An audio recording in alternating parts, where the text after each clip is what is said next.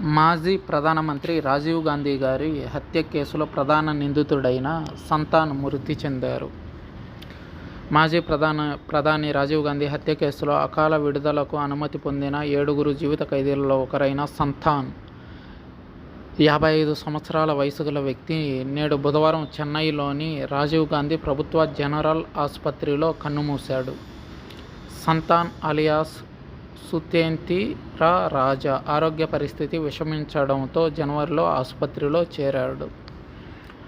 Cryptogenic సిరోసిస్తో బాధపడుతున్న సంతాన్ రాజీవ్ గాంధీ ప్రభుత్వ general ఆసుపత్రిలోని hepatology ICU విభాగంలో చికిత్స పొందుతున్నాడు. అతనికి సోకిన కాలేయ వ్యాధి కారణంగా ఊపిరి ఆడకపోవడం, పొత్తికడుపులో ద్రవం ఏర్పడడం, అవయవాలు వాపు మొదలైన అనారోగ్య సమస్యలతో బాధపడుతున్నాడు.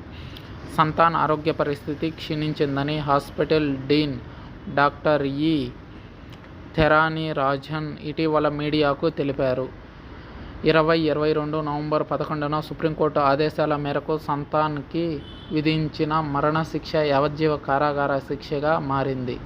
సంతాన్తో పాటు మరో 5 దోషులైన నళిని శ్రీహరన్, రాబర్ట్ పాయస్, జయకుమార్, రవిచంద్రన్లు 32 ఏళ్లకు పైగా జైలు జీవితం గడిపిన తర్వాత వివిధ జైళ్ల నుండి విడుదలైన సంగతి విదితమే.